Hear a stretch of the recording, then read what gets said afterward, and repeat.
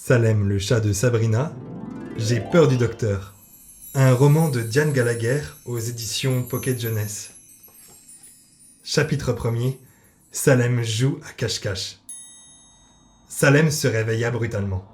Dans son rêve, il avait cru entendre Hilda prononcer les mots « cocktail de crevettes ».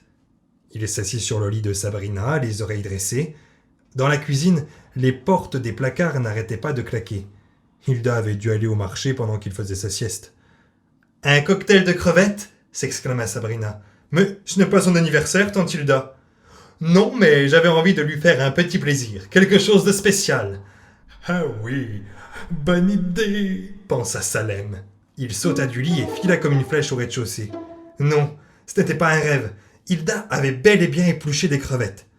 « Tu le gâtes trop !» protesta sa sœur Zelda. « C'est son plat préféré. »« Oui, enfin, après le caviar, se dit Salem en traversant le salon. Peut-être même après le thon. » Hilda se mit à l'appeler. « Salem, je t'ai préparé des crevettes. Viens vite !» Le chat noir exécuta une longue glissade sous la table de la salle à manger et s'arrêta sur le seuil de la cuisine, soupçonneux. « Oula, une minute. D'habitude, les deux tantes trouvent que je mange trop et que je suis trop gros. Alors pourquoi donc Hilda veut-elle me gâter en me donnant des crevettes? C'est louche.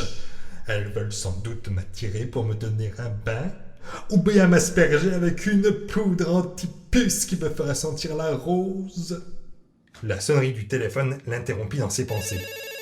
« Allô ?» répondit Hilda. « Oh oui, docteur Adams. Non, je n'ai pas oublié notre rendez-vous. Nous serons chez vous vers 4 heures. »« Qui est-ce, docteur Adams ?» demanda Sabrina. « C'est le nouveau vétérinaire, » soupira Zelda. « On ne peut plus aller chez le docteur Werner. La dernière fois, Salem s'est mis à lui parler. Depuis, le pauvre homme croit qu'il entend des voix. » Un vétérinaire. Le chat n'en croyait pas ses oreilles. Il n'était pas malade du tout. Donc, ce rendez-vous voulait dire... piqûre ?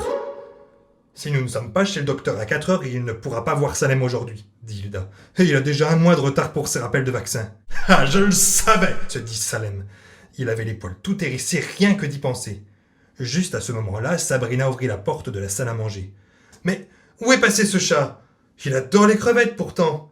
C'était le moment de jouer les chats invisibles. Salem s'aplatit sur le tapis et resta immobile, retenant son souffle tandis que la jeune sorcière inspectait la pièce. Il se remit à respirer que lorsqu'elle referma la porte. Hilda commençait à s'inquiéter.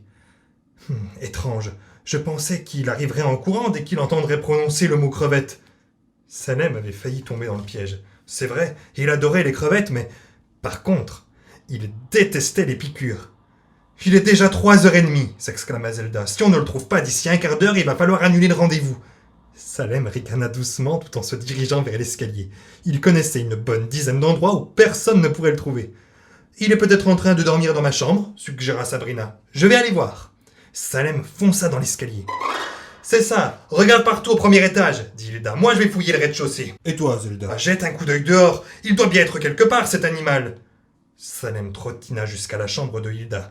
Il se faufila dans l'entrebâillement de la porte juste au moment où Sabrina arrivait sur le palier.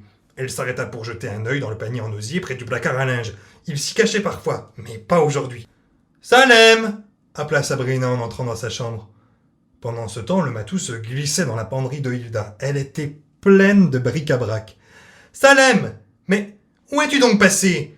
Dans ce placard, il faisait noir, mais ça ne le dérangeait pas car il voyait très bien dans l'obscurité. L'un des avantages d'être un chat. Il se faufila entre un casque de hockey et une ancre de bateau, puis il se tapit derrière une paire d'après-ski. Un peu plus loin dans un coin, il découvrit un tuba qu'Hilda avait acheté dans une brocante, mais dont elle n'avait jamais joué. « Elles ne me trouveront jamais là-dedans, » pensa-t-il, et il rampa à l'intérieur du pavillon de l'énorme instrument. Sabrina alla jusqu'à la chambre de sa tante, elle regarda sous le lit et sous tous les meubles. « Allons, Salem, montre-toi !» « Alors là, tu peux toujours attendre. » Le chat noir ne bougea pas d'un millimètre quand elle examina la penderie. Il retint sa respiration quand elle entra à l'intérieur et alluma la lumière. « Je sais que tu es caché là, Salem !» affirma-t-elle en soulevant une paire de bottes de cow-boy.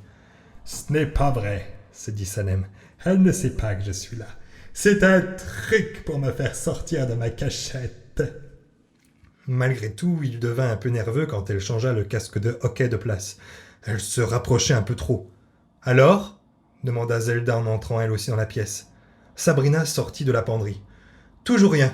On ne le trouvera pas s'il ne veut pas qu'on le trouve. Il doit être en train de nous regarder en rigolant. »« Ça, c'est sûr !» ricana Salem. « Tu as raison, soupira Zelda. Mais rira bien qui rira le dernier. Qu'est-ce que tu veux dire ? Je vais reporter le rendez-vous à demain. Si Salem ne veut pas se laisser faire, il le regrettera, c'est moi qui te le dis. »« Qu'est-ce que tu vas faire ?» demanda Sabrina en suivant tante Zelda dans sa chambre. Salem n'entendait plus leur voix. Pour plus de sécurité, il décida de rester dans son tuba encore 10 minutes. Il se moquait bien de la punition que préparait la sorcière. Le grand conseil des sorciers l'avait déjà condamné à être un chat pour 100 ans quand il avait voulu devenir le maître du monde. Que pouvait-on lui faire de plus ? En revanche, il n'y avait rien de pire que les piqûres, ça c'est certain.